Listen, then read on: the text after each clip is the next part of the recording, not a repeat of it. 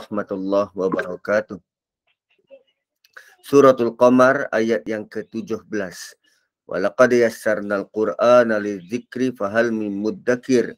Demi sesungguhnya kami telah mudahkan Al-Quran untuk menjadi peringatan dan pengajaran, maka adakah siapa-siapa yang mahu mengambil peringatan dan pelajaran darinya. Tuan-tuan dan puan-puan, Quran ini adalah mukjizat terbesar, mukjizat teragung dan terbesar. Dan cerita-cerita dalam suratul Qamar adalah cerita-cerita tentang kaum-kaum yang pernah dibantai, diazab oleh Allah Subhanahu Wa Taala hanya kerana mereka bukan sahaja menolak mesej, tetapi mereka menolak mukjizat.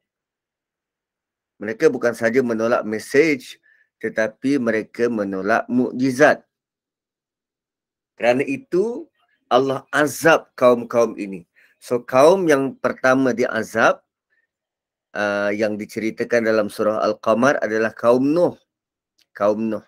So sebelum kita masuk lebih dalam ke dalam surah Al-Qamar ini, ada baiknya kita kenal pasti apa beza mesej dan mukjizat. Mesej dan mukjizat.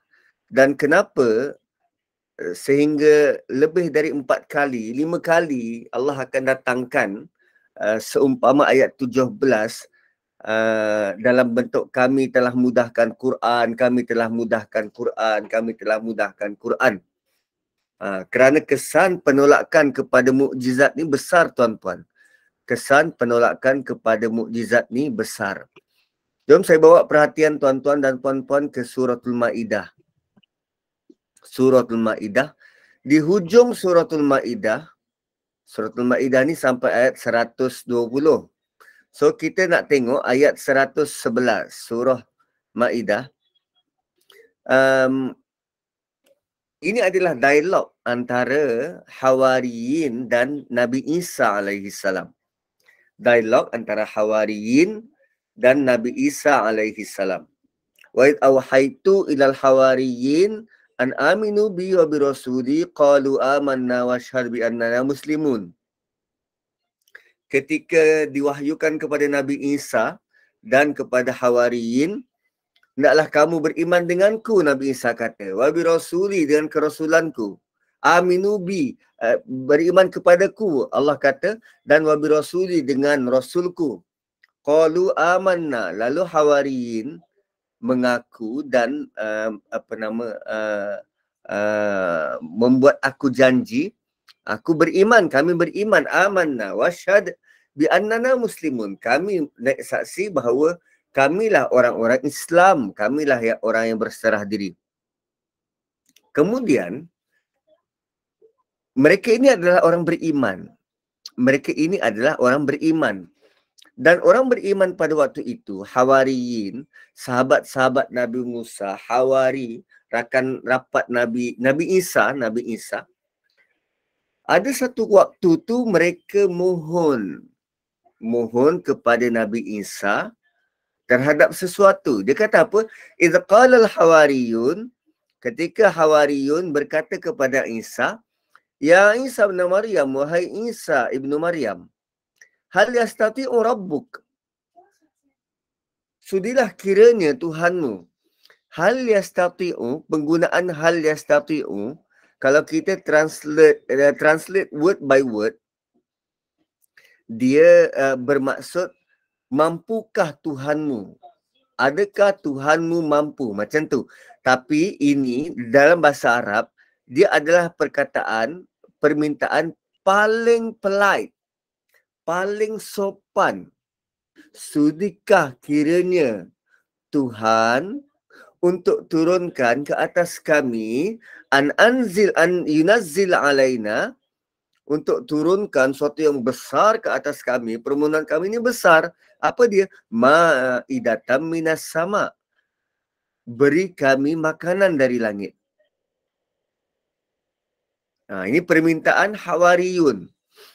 Hawariyun, sahabat Nabi Isa, mohon pada Nabi Isa sudikah kiranya Allah turunkan pada kami makanan dari langit?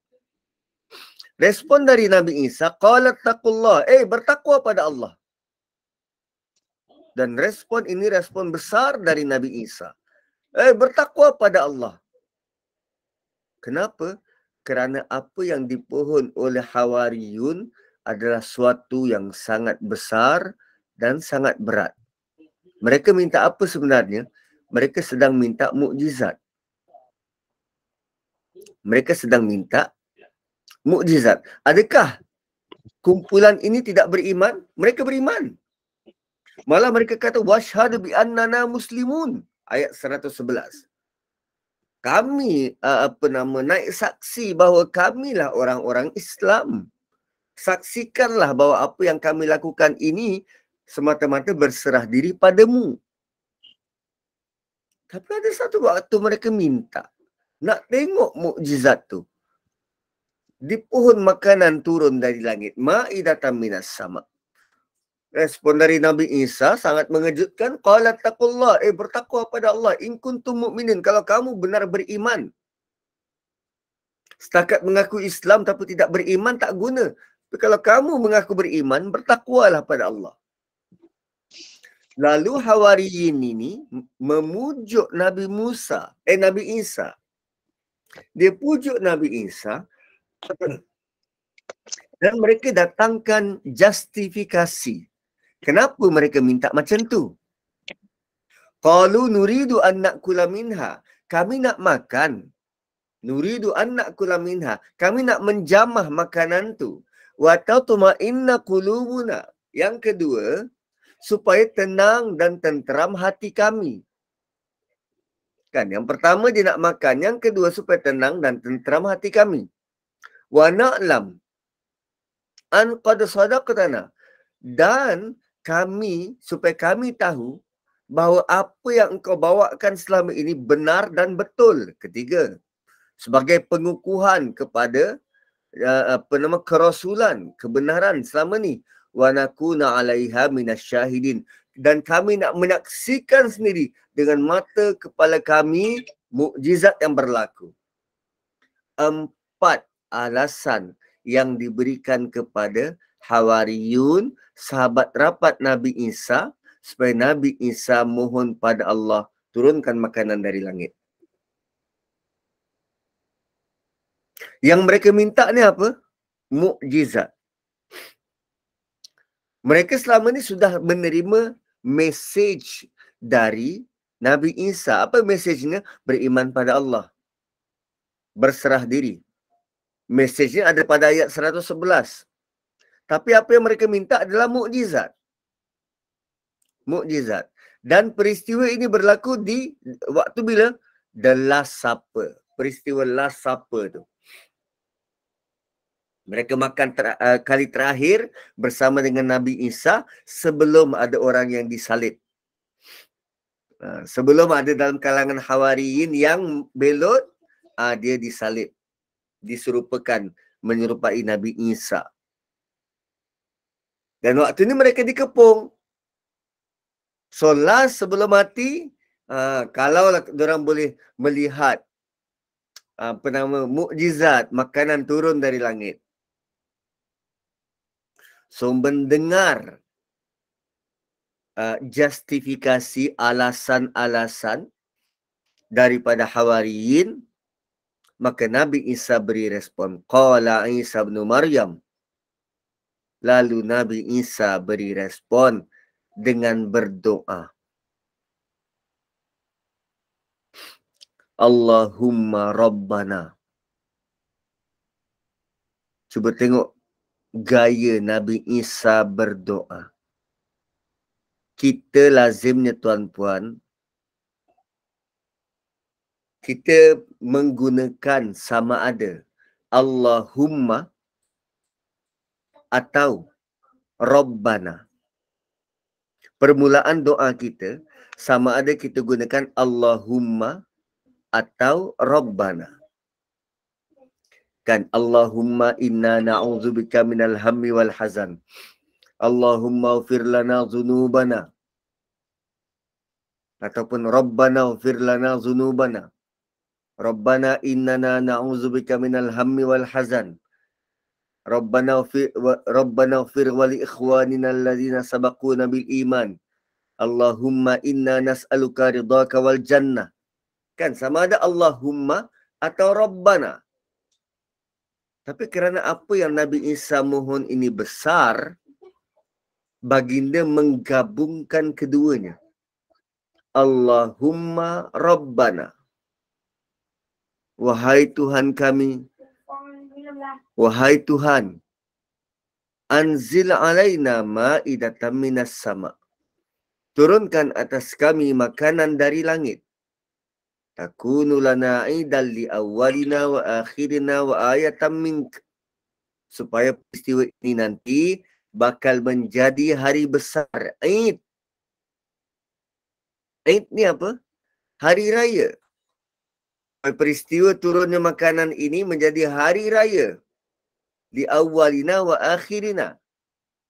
Bagi orang sebelum kami dan orang selepas kami. Wa ayatan mink. Dan sebagai bukti kebesaran darimu. Warzuqna wa anta khairur raziqin. Dan kurniakan kepada kami rezeki. Kerana engkaulah sebaik-baik pemberi rezeki. Itu permohonan Nabi Isa. Apa yang Nabi Isa minta? Makanan turun dari langit. Benda tu mukjizat tuan-tuan. Benda tu mukjizat. Dan kita tengok apa respon Allah. 115. Qala Allah. Allah berkata. Allah berkata. Cerita ini Allah datangkan dalam bentuk ada pihak ketiga yang sedang bercerita pada kita. Tadi dia kata qala Isa, Isa berkata. Allah tidak terus datangkan apa yang Isa sebut, tak. Allah bercerita pada kita. Bercerita pada umat Muhammad sallallahu alaihi wasallam. So kita sedang mendengar daripada pihak ketiga. Dan pihak ketiga dicerita, qala Allah, Allah pula berkata. Seolah-olah ada wartawan yang sedang interview. So, Isa, kau cakap apa? Allahumma Rabbana anzil alaina ma'idatan minas sama. Ya Allah, apa responmu? Qala Allah. Allah berkata, inni munazziluha alaikum. Aku akan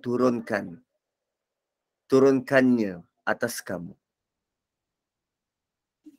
Aku akan turunkannya atas kamu. Maksudnya Allah sudi untuk turunkan makanan dari langit. Allah makbulkan doa Nabi Isa. Tapi there is a catch. Ada risiko. Apa dia? فَمَنْ يَكْفُرْ بَعْدُ مِنْكُمْ. Setelah aku turunkan mukjizat ini, maka barang siapa yang engkar, kufur, tidak bersyukur, selepas daripada aku turunkan ini, dalam kalangan kamu.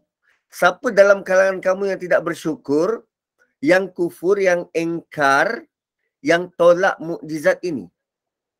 Fa inni u'adzibuhu. Sungguh aku akan azab dia. Azaban, satu bentuk azab. La u'adzibuhu, yang aku tidak pernah azab dengan azab itu.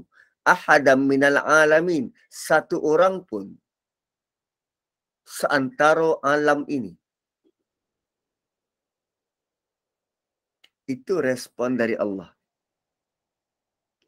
Dan ayat ini tuan-puan, antara ayat yang paling berat, paling tinggi dan paling dahsyat nilai azab dan ancaman dari Allah. Allah akan azab dia dengan satu azab yang Allah takkan pernah azab orang-orang sebelum dia selama ini. Special untuk orang-orang yang menolak mukjizat. Dan Nabi Isa punya mukjizat berbeza dengan message. Message dia beriman dengan Allah, kan, menjadi Muslim, berserah diri, Dan mukjizatnya apa? Makanan turun dari langit. Dia boleh menghidupkan orang mati, baikkan penyakit sopak, kan main blastesin boleh jadi burung. Itu mukjizat Nabi Isa.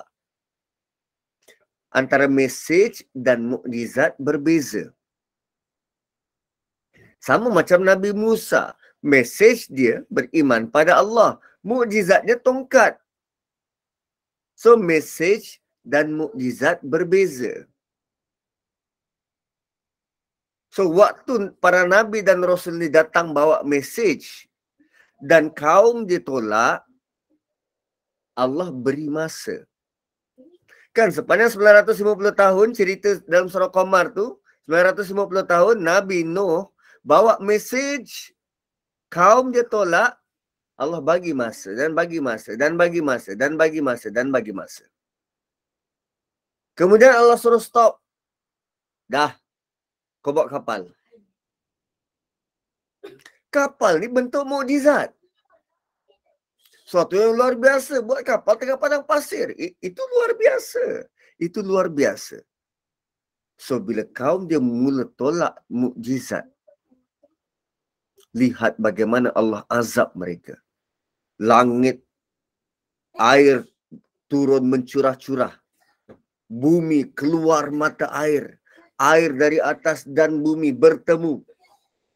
Banjir semua. Itu bentuk azab yang tak pernah Allah azab satu orang pun sebelum ini.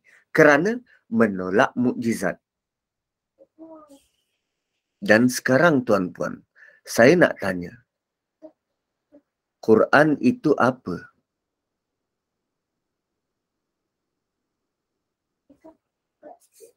Sekarang saya nak tanya. Quran itu apa? Mukjizat. Mukjizat ke message? Salah satu message dan mukjizat. Quran adalah gabungan antara message dan mukjizat. Quran ni gabungan message dan mukjizat. Bayangkan kalau Quran hanya mukjizat. Berapa ramai orang yang tolak Quran? Dan berapa ramai yang sedang diancam azab dari Allah. Suatu azab yang Allah tak pernah azab orang sebelum ini kerana menolak mukjizat. Tapi luckily, Quran itu adalah gabungan message dan mukjizat. Boleh jadi dalam pertimbangan Allah, orang-orang yang tolak Quran, Allah anggap dia menolak message. Lalu Allah masih beri ruang dan peluang. Kerana kalau Nabi sebelum ini, mukjizatnya adalah dalam bentuk boleh terus nampak. Laut terbelah, kan nampak dengan mata. Tak perlu susah-susah, nampak mukjizatnya tu. Tongkat dibaling keluar ular, nampak ularnya, nampak dengan mata. Makanan turun dari langit, nampak makanan turun dari langit. Nampak orang tu yang mati tu hidup balik. Nampak unta keluar dari batu, nampak dengan mata. Tapi ini kali Quran. Setakat kita baca ayat Quran, nampak ke mukjizatnya tu? Tak nampak. So, Quran, dia bukan sekadar nampak dengan mata. Tapi kita perlu ilmu, pemahaman yang mendalam, tadabbur yang bukan sedikit-sedikit. Tafsir yang bukan sekadar di surface. Pemerhatian, kajian yang cukup mendalam pada Quran, baru kita nampak mukjizat tu. Dan mukjizat Quran ni ada yang nampak, ada yang kita dengar, ada yang melalui pengetahuan, ada yang melalui pengalaman, ada yang kita nampak kaitan dengan sains. Mukjizat yang pelbagai. So, selagi kita tidak bergelumang dengan Quran, kita takkan nampak mukjizat. Dan beza dengan mukjizat sebelum ini, kalau Nabi Musa mukjizatnya itu tongkat dan boleh bertukar jadi ular, mukjizat itu hanya terkesan kepada orang yang nampak pada waktu itu. Mukjizat tu hanya berkesan pada orang yang nampak pada waktu itu. Kalau orang tu cerita pada anak dia mungkin percaya bapak cerita kot. Cerita pada cucu, pada cicit. Atuk ni cerita yang sama je. Asyik-asyik tongkat jadi ular, tongkat jadi ular. Tunjuklah. Baru kami percaya. Nampak tak? Beza mukjizat dulu dengan Quran yang didatangkan. So, bila Allah kata, Allah mudahkan Quran juga dalam bentuk. Siapa pun yang tolak Quran selepas ini, Allah masih bagi dia keringanan, bagi dia masa, bagi dia peluang, tidak diazab serta-merta. So, sekarang Allah tanya, fahal min muddakir, ada siapa-siapa nak ambil peringatan? So, ayat ni ayat yang berat, tuan-puan. Kami dah mudahkan sangat pada engkau Quran ni. Kau tak nak terima, kau tak nak belajar. Okey, tak apa, kami masih bagi peluang. Kau nak hirup nafas, kami masih bagi oksigen. Kau nak beranak pinak, boleh ada sampai ke cucu, ada keturunan. Kau nak buat semahunya dekat dunia ni, ikut engkau. Kami masih bagi. Kau masih tolak Quran? Tak apa. Allah masih beri, masih bagi ruang, peluang. Kan rata-rata antara kita yang kenal Quran baru nak tadabbur usia berapa? 40, 50, 60, 70. Daripada usia 10 tahun sampai 40 tahun, apa kita buat?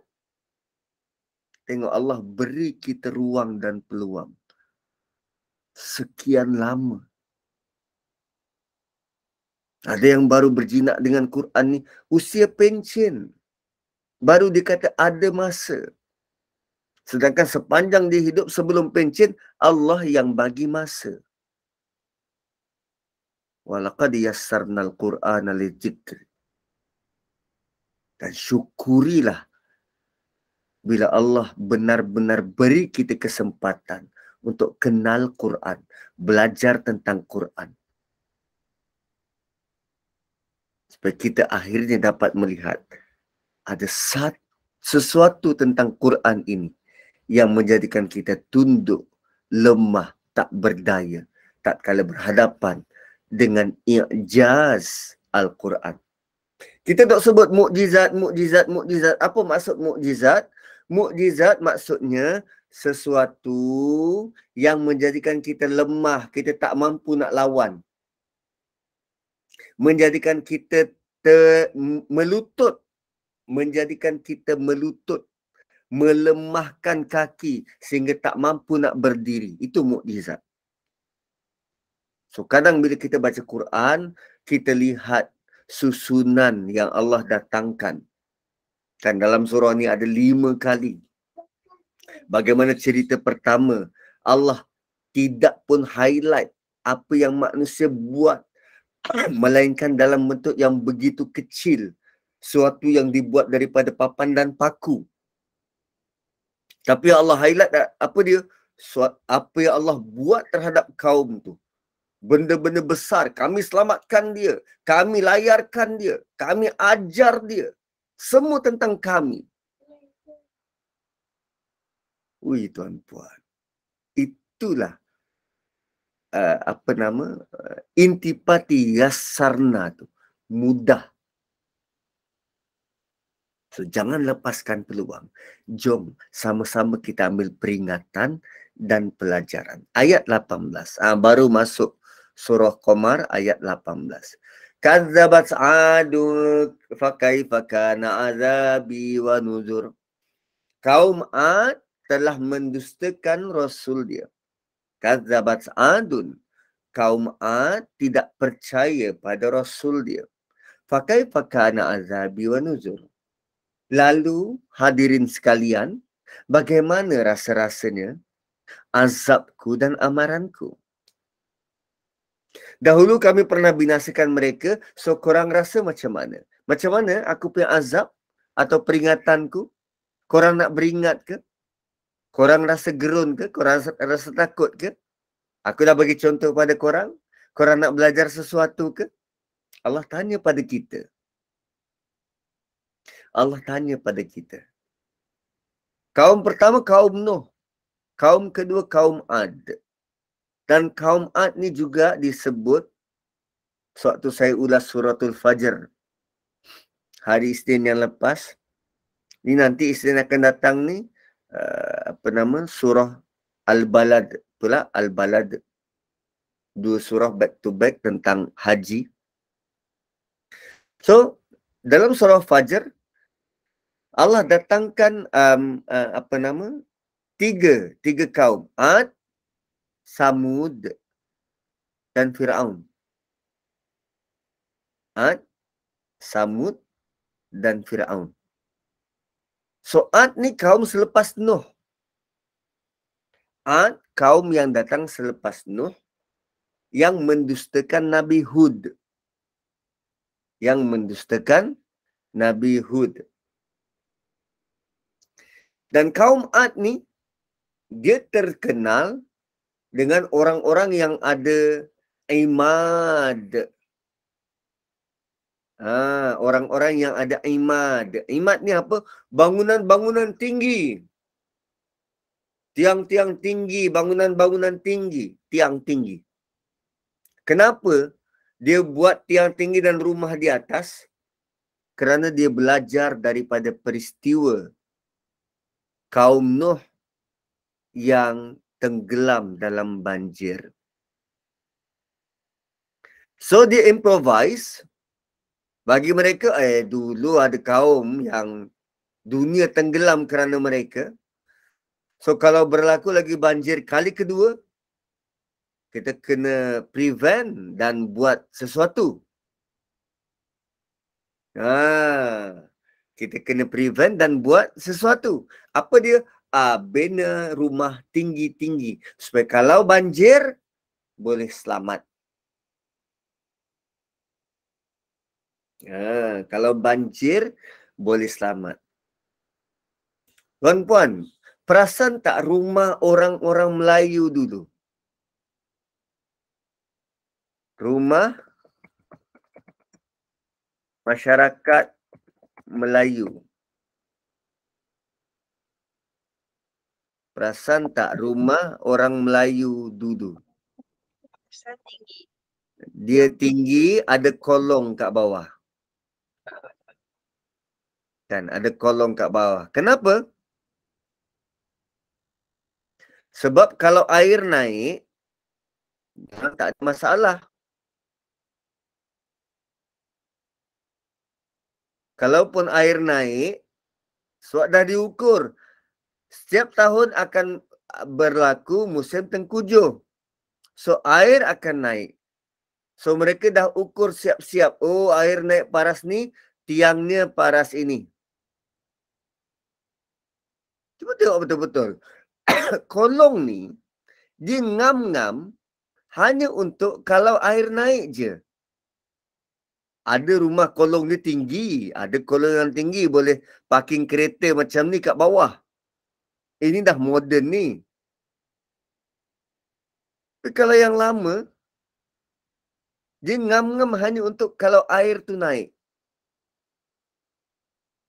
Berbeza dengan kita punya rumah moden sekarang ni, mana ada tiang-tiang macam tu dah. Kita tak belajar daripada apa yang berlaku dekat alam sekeliling kita. Orang-orang dulu, dia sangat rapat dengan alam. Malah kalau mereka melihat bintang tu, dia tahu dah bintang ni, tak lama lagi datanglah musim tengkujuh dan kita tak perlu tanam-tanam sebab kalau tanam pun rugi. Kawasan kita akan banjir.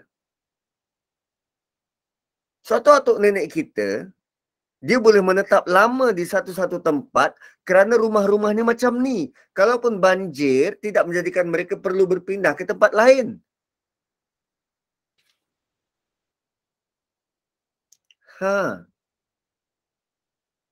Tapi kita tak belajar. Tak belajar seperti mana orang dulu. Alam yang terbentang dekat keliling kita tidak menjadikan kita semakin bijak dan matang. Tak. Malah kita punya cara pembelajaran dan pendidikan tertumpu hanya pada buku teks. Silibus kita hanya tertumpu pada buku teks. Lalu kita tak belajar dengan alam. Kalau dulu, orang-orang dulu, dekat rumah dia tu kan ada alang. Alang rumah. Ni alang rumah ni.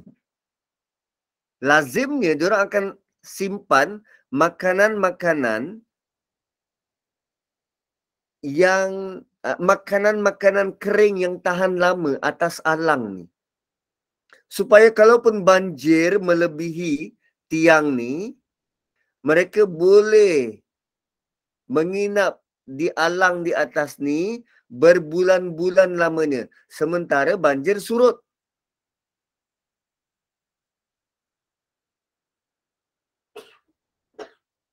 Menunggu sementara banjir surut.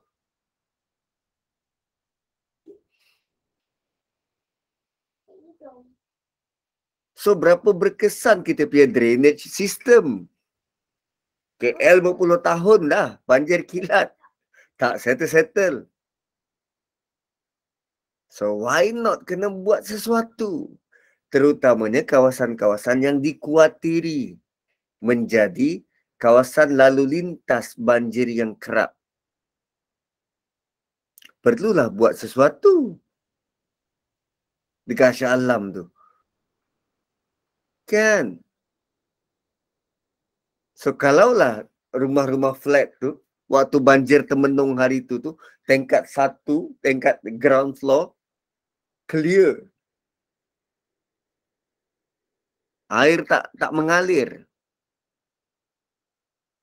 So, ada baiknya kosongkan ground floor, tambah lagi 1 tingkat ke atas. So, kita kena belajar dengan alam. So, kaum ni, dia belajar dengan alam. Dia belajar dengan apa yang telah berlaku. Tapi problemnya ialah, mereka mengambil separuh-separuh. Dia belajar tentang alam untuk tidak beriman. Kadzabat Adun fakaifa kana azabi wa nuzur. Dia lihat dulu kaum Nuh banjir. Oh, diorang banjir tu sebab diorang tak jangka banjir besar. So, sekarang ni kita tahu mungkin akan jadi banjir besar. Kita akan buat imad rumah-rumah tinggi. Tapi Allah tak cerita detail itu. Allah cuma highlight pada ayat 18, mereka tolak. Mereka tolak apa yang Nabi Hud bawa. Kalau mereka tolak mesej seawal hari pertama Nabi Hud perkenalkan Tuhan, mereka dah diazab sebab tolak mesej. Tetapi yang mereka tolak apa? Mukjizat. Maka Allah arahkan. Mereka dah buat bangunan-bangunan tinggi dengan menanggap kami sudah ready. Bak datanglah azab Tuhan tu, kami dah ready. Sebab tanggapan mereka azab Tuhan ni apa? Banjir. Tapi kali ini Allah datangkan musuh ketat bangunan-bangunan tinggi. Apa dia?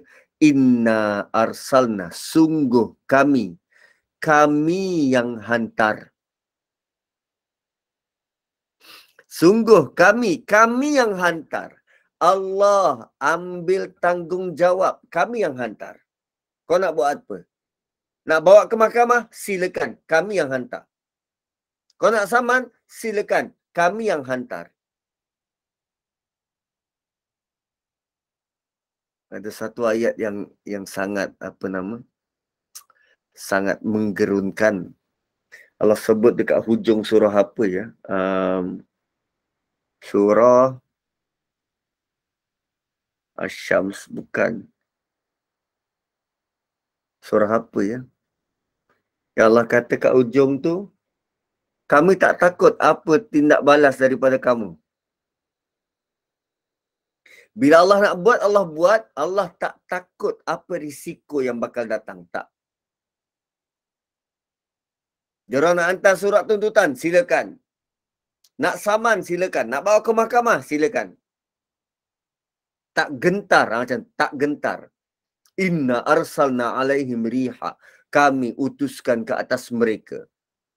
Rihan. Angin. Rih, angin. Angin kencang, rihan. Sor-soro. Sor-sor ni tuan-puan, sejuk. Sor-sor ni sejuk.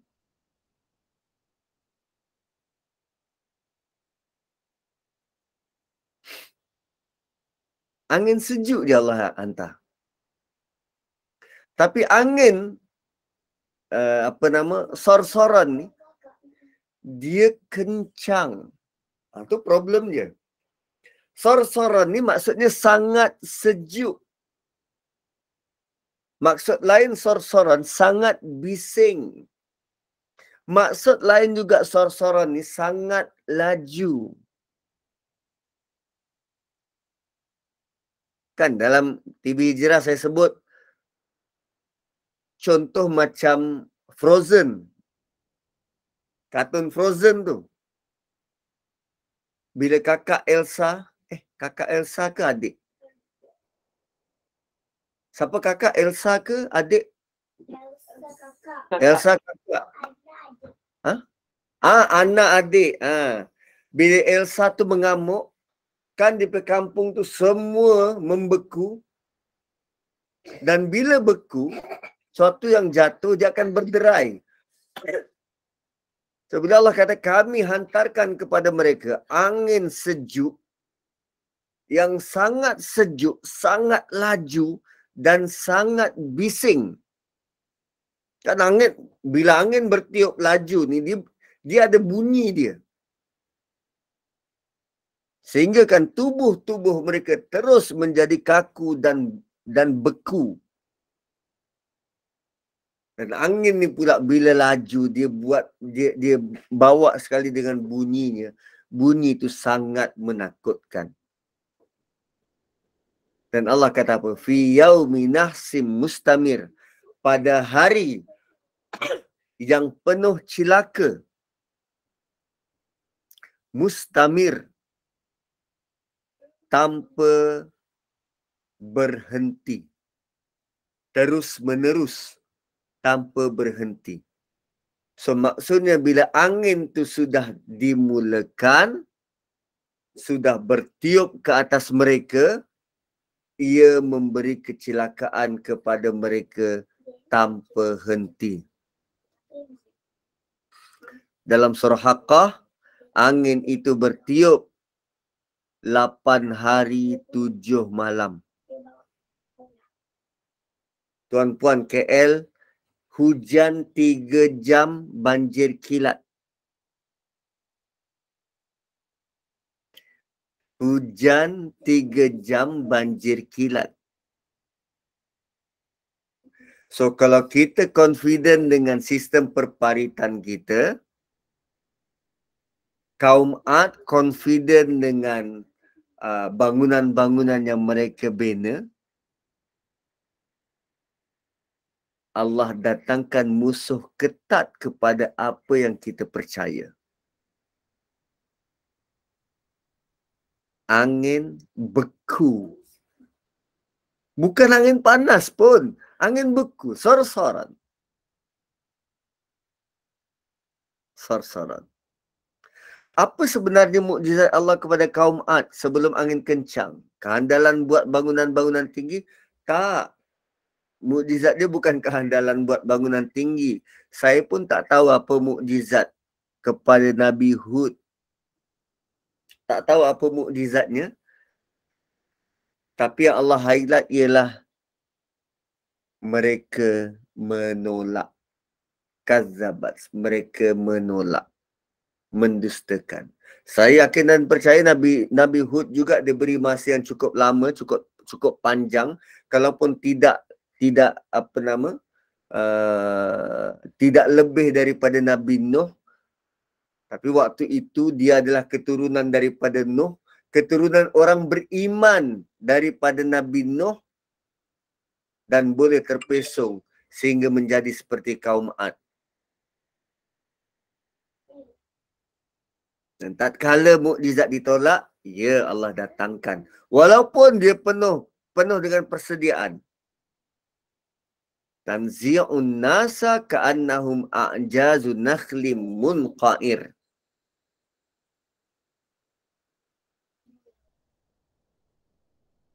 Dan bila sebut tentang ulama tafsir ni dibincang panjang juga tentang angin ni. Ada yang kata hari pertama angin tu bertiup ialah hari Rabu. Dan kerana itu ada fahaman kurafat yang kata hari Rabu adalah hari cilaka. Dan fahaman ini telah meresap masuk dalam masyarakat kita. Sampaikan bila nak buat suatu pada hari Rabu sebelum ini dia kata keluarlah hadis-hadis tak sahih tentang kecelakaan hari Rabu. Oleh itu ada yang kata hari Rabu tu hari yang sial. Sampai macam tu. Hanya kerana mereka menebak-nebak. Mereka meneka-neka. Hari Rabu kot starting tu. Sedangkan kalau tanya balik pada orang tu, kau nampak ke angin tu bertiup? Tak nampak. Kau kenal kaum Ad? Tak kenal. Habis macam mana tahu hari Rabu? Waktu tu memang dia pakai kalender kuda macam kita pakai. Memang waktu tu hari-hari diukur dengan hari Isnin, Selasa, Rabu, Khamis, Jumaat.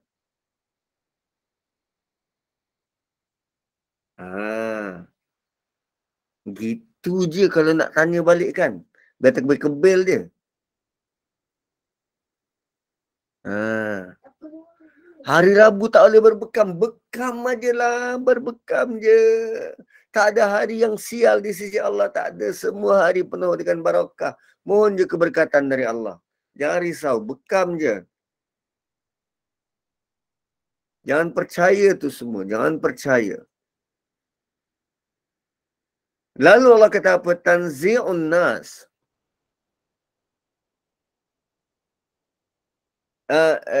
Bila Allah kata kecelakaan itu tidak berhenti,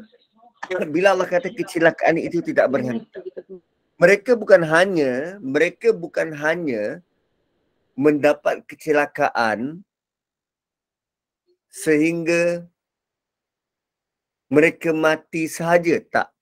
Ia berterusan ke alam barzakh, ke mahsyar dan nanti dimasukkan dalam neraka. Itu maksud mustamir, tidak berhenti. Bukan kita ada produk nama mustamir ke?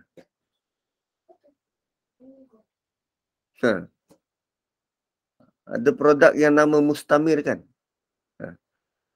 Tak tahu dia ambil nama mustamir tu dari mana, tapi mustamir tu maksudnya berlanjutan, tidak berhenti. Ada yang saya dengar mati hari Rabu, hari yang penuh dengan azab. Tak. Mati hari Rabu, kalau husnul khatimah, itu mati dengan baik. Mati hari Jumaat, kalau su'ul khatimah, itu mati dengan tak baik. Tak kisah hari apa kita mati, yang penting bagaimana cara kita mati. Husnul khatimah atau su'ul khatimah. Allah tidak pernah membezakan hari-hari itu dan hari-hari ini. Kecuali Allah mengangkat beberapa hari saja, contoh hari Jumaat. Sebab dalam 7 hari perlu ada satu penghulu. Semua hari adalah baik. Dan penghulunya ialah Jumaat. Itu je. So jangan percaya orang kata, hari ini tak baik, hari itu sial lah, hari ini tak. Kalau kita bersangka baik pada Allah, maka Allah akan datangkan yang baik-baik untuk kita. Tanzi'un nasa ka'annahum a'jazu nakhlim munqa'ir. Angin itu yang bertiup kencang tanpa henti, angin sejuk, kesan dia tanzi'un nas. Naza'a, tanzi'u, naza'a ni maksudnya tarik, cabut. Naza'a. So naza'a ni maksudnya menarik sesuatu dari tempat dia, cabut. So angin tu bila dia bertiup, kan kita kalau berhadapan dengan ribut, apa kita buat? Santai-santai kat luar rumah? Tidak, kita cari tempat perlindungan. Cuba berpegang dengan sesuatu. Kalau tengok dekat Amerika Syarikat, rumah-rumah mereka, terutamanya rumah yang dibina dekat kawasan siklon, dekat kawasan Puting Beliung ni, dia ada bunker kat bawah rumah tu. Kan? Bukan tua bunker tu. Bunker. Siklon. Bunker. Dia ada tempat sorok, tempat bersembunyi macam ni. Bunker di bawah rumah. Bentuk macam ni. Tu pintu rumah dia. So kalau tengok cuaca tak mengizinkan, dia terus larilah ke sini. So tempat ni tempat yang untuk berlindung dan dikira-kira selamat. Dan kaum Ad sudah ready, tuan-puan. Kaum Ad sudah ready itu semua. Sebab tu Allah guna perkataan tanzi'un nas. Kami cabut dia. Mereka cari perlindungan, pergi ke bunker, tetapi angin itu tetap menarik mereka dari tempat persembunyian mereka. Mereka ditumbangkan dari tempat mereka berdiri. Tanzi'un nas. Allah cabut. Allah tarik. Ka'annahum a'jazu nakhlim munqa'ir. Seakan-akan. Ini perumpamaan. Seakan-akan perdu pokok kurma yang ditumbangkan. Allah beri perumpamaan bagaimana kuatnya angin itu sehingga dapat menarik dan mencabut serta merebahkan pokok kurma. Bayangkan pohon kurma yang dicabut dengan akar-akarnya sekali. Pokok kurma ni tuan-puan, kan kurma. Kurma tercabut.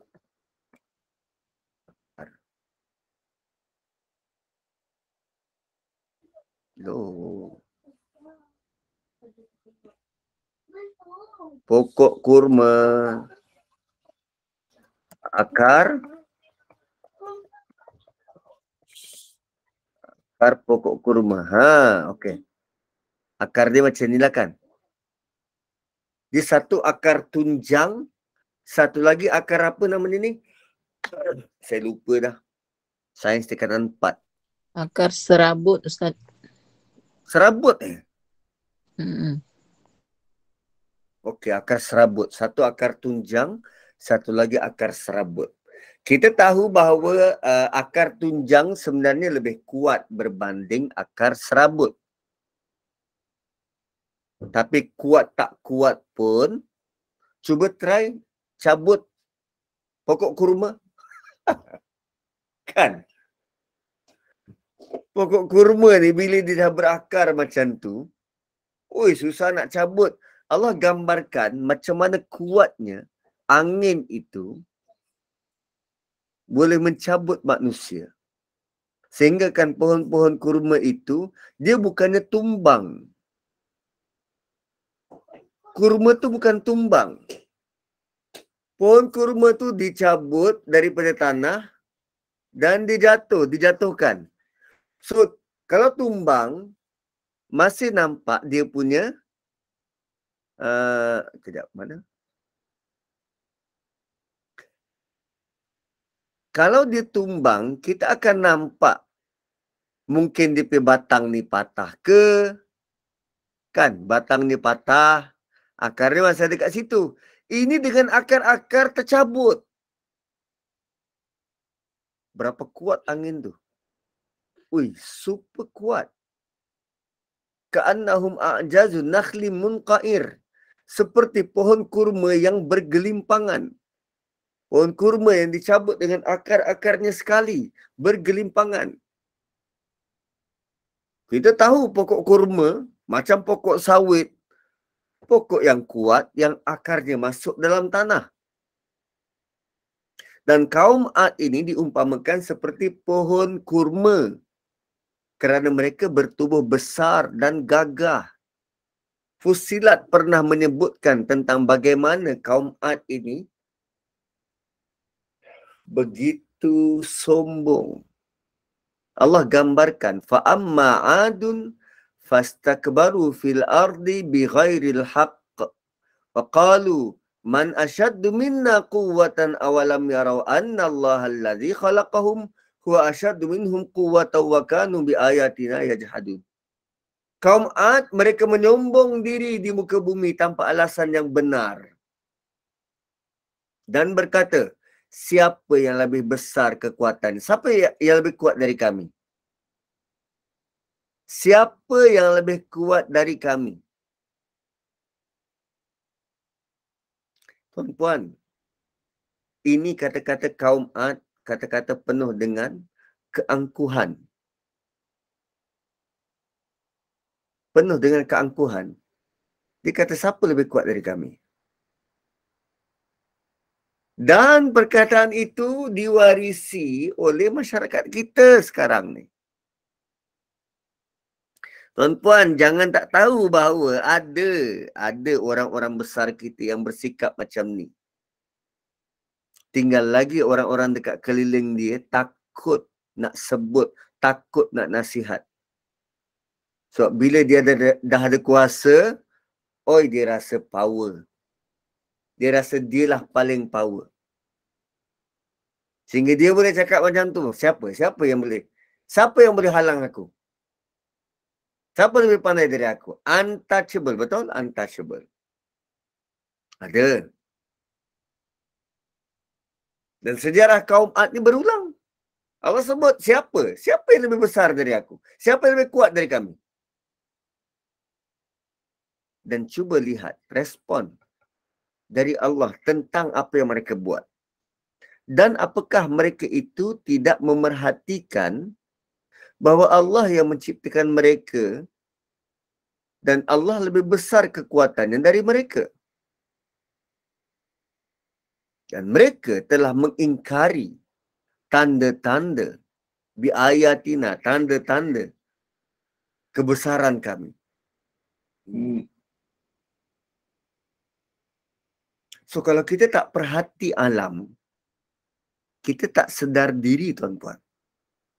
Kalau kita tak perhati keliling kita, kita akan cepat lupa diri. So dengan memerhatikan, kita tidak akan terikut-ikut seperti mana perangai kaum-kaum Ad semacam ni. Tanzi'un nasa ka'annahum a'jazu nakhlim munqair. Angin itu boleh mencabut manusia daripada tempat persembunyian mereka, punya kuat seumpama pohon-pohon kurma yang dicabut dari akar bergelimpangan. Bergelimpangan. Lepas tu Allah tanya, "Fakaifa kana azabi wa nuzur?" So, macam mana korang rasa azab aku dan amaran-amaran aku?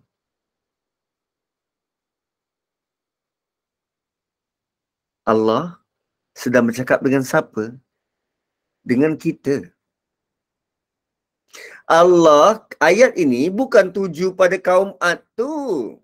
Ayat dia tuju pada kita yang sedang baca Quran. Allah tanya, so macam mana azab aku? Korang dah tengok ke? Korang dah dengar azab aku? So peringatan aku macam mana? Korang rasa macam mana? So, soalan tu Allah nak sampai berbekas dekat hati kita. Sehingga kan bila Allah datangkan pula soalan seterusnya ataupun ayat seterusnya, walaqad yassarnal Quran. Sungguh kan Quran tu dah mudah? Sungguh kan Quran tu sangat mudah untuk mengingati? Fahal min muddakir. So ada siapa-siapa yang nak ambil peringatan? Kali kedua, Allah kata Quran tu mudah untuk dapatkan peringatan dan Allah tawarkan, ada siapa-siapa nak beringat? Ada siapa-siapa ke? Dan untuk kaum Ad, 2 ayat je.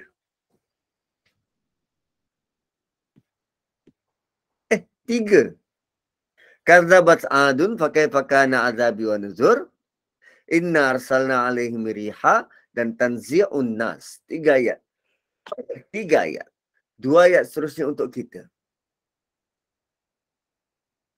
So, Nazri, kau nak beringat ke? Macam mana azabku?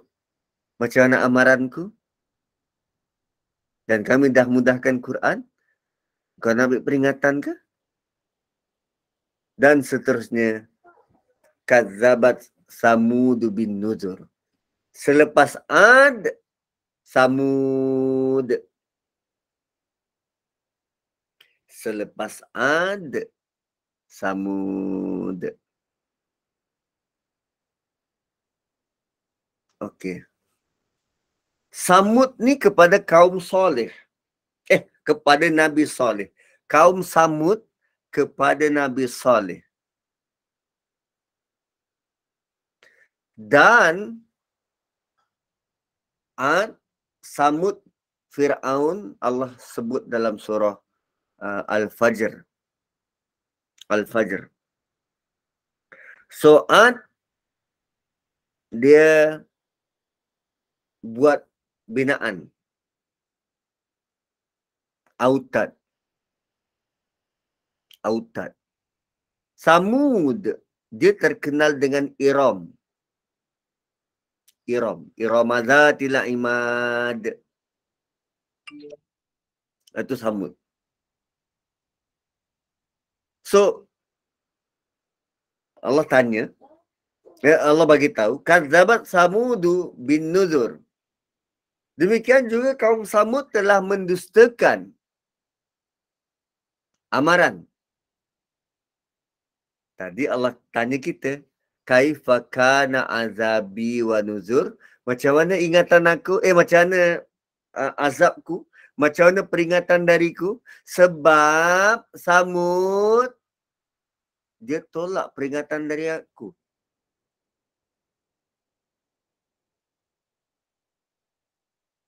Allah terus berbicara dengan kita, tuan-tuan. Samud tolak nuzur aku ni, peringatan aku. Engkau macam mana?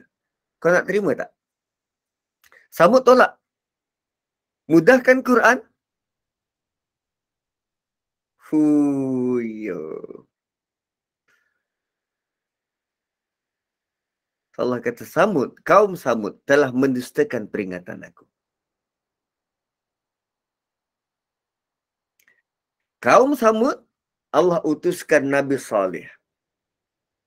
Kaum Samud menolak Nabi Saleh. Dan mengatakan baginda ini berdusta je. Kalimah An-Nuzur, kan beberapa kali dah kita lalui, di dalam bentuk jamak. Jamak.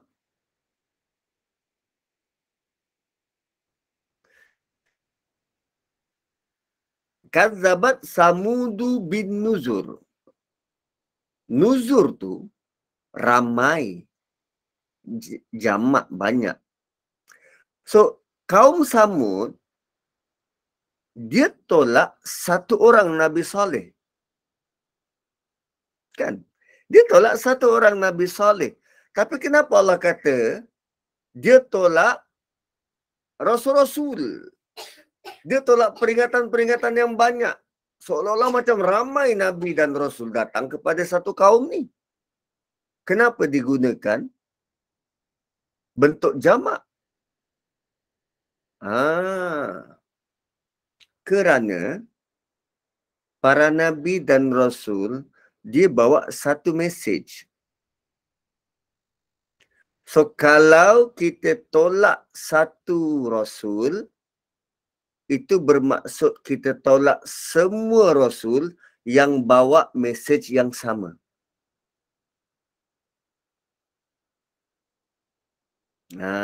Boleh nampak?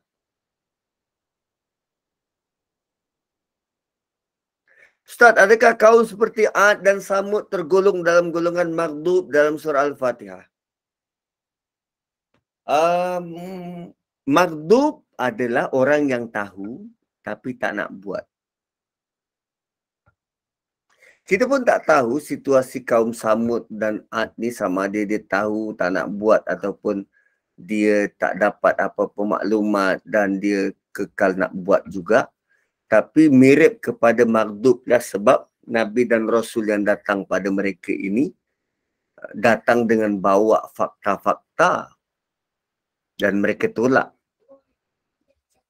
Tapi susah juga nak cakap tu, kita pun tak tahu realiti masyarakat pada waktu itu. Ada Nabi Shu'aib datang untuk membetulkan cara code of conduct ekonomi kaum dia.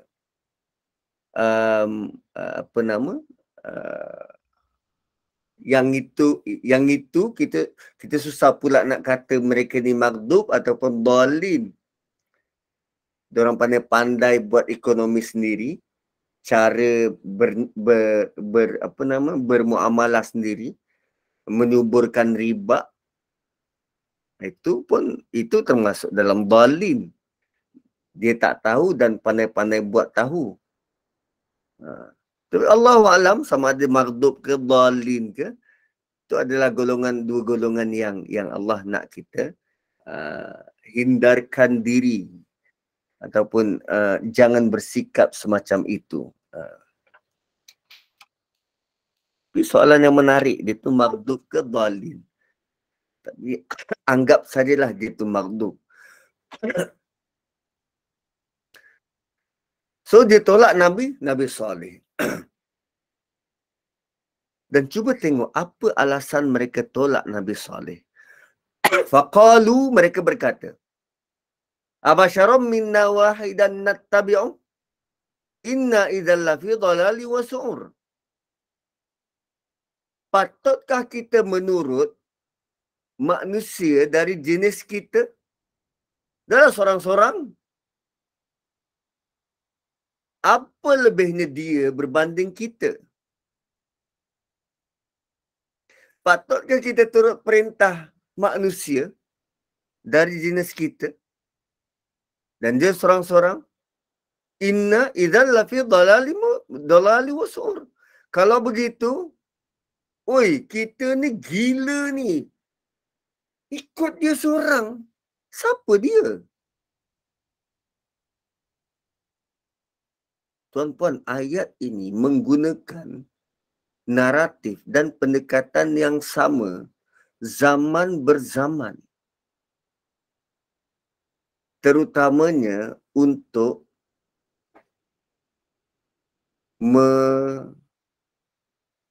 mematikan kredibiliti orang yang mengajak. Ayat yang kita biasa sebut, lu siapa? Kau siapa nak ajar-ajar aku? Abasyaram minna wahidan nattabi'u. Patutkah aku ikut engkau? Kau pun manusia macam aku juga. Kau tak ada follower. Aku ada. Fuh. Kalaulah aku ikut engkau, aku tak tahulah nak jadi apa hidup aku. Tuh. Sungguh kita berada dalam keadaan sesat yang gila.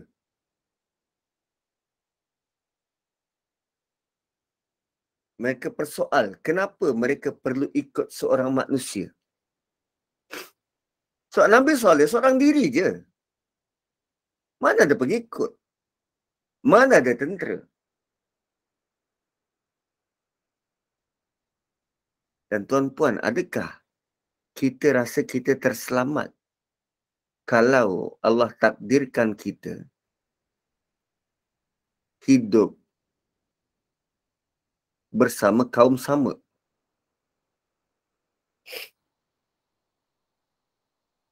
Dengan rencamnya kehidupan kita, dengan macam-macamnya kita punya fahaman, dengan susahnya kita nak menilai,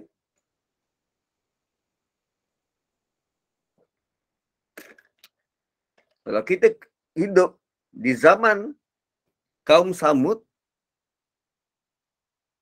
berhadapan dengan Nabi Saleh, apa tindakan kita? Bersama dengan majoriti, sebab Nabi Saleh dia seorang-seorang.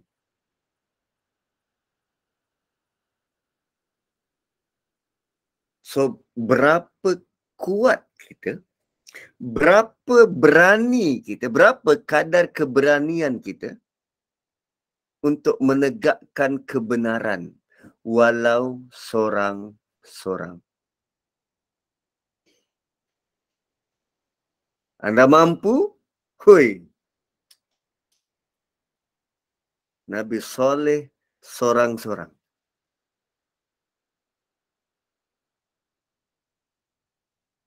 Dan ayat ini, ayat yang digunakan oleh manusia ribuan tahun dulu.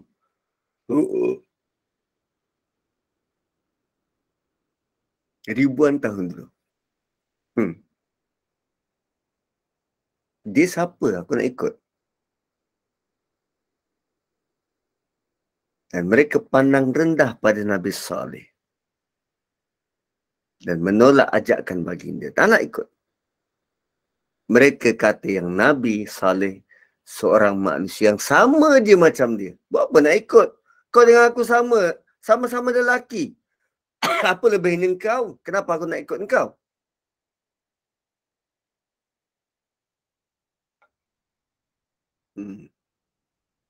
Dan apa yang berlaku ini, dia ada satu gelaran.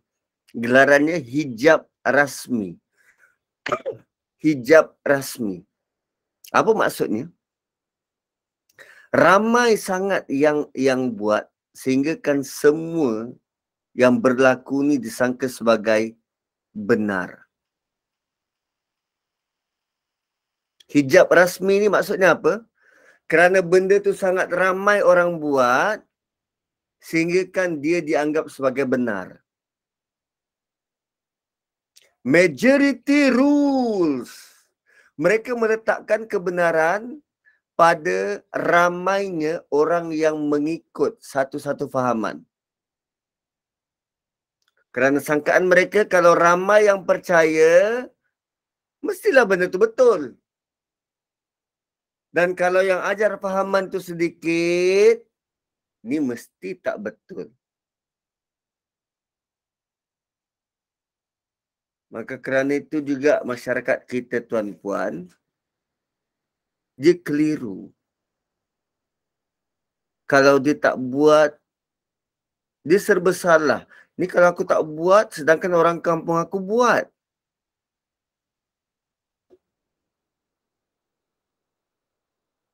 Dan bila kita betulkan, dia lagi keliru sebab dia kata, semua orang buat. Kan ramai yang buat. Sehingga mereka sangka itulah benda yang betul. Sebab lazim dibuat. Untuk keluar daripada circle tu, sukar.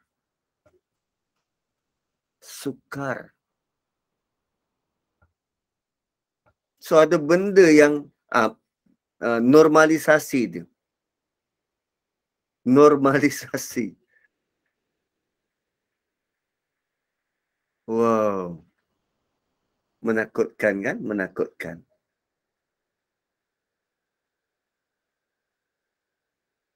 Dan inna idzal lafi dhalali wa su'ur, mereka kata kalau mereka ikut dakwah Nabi Saleh, merekalah yang sesat dan gila. Tak mau aku tutup hijab macam tu. Rimas.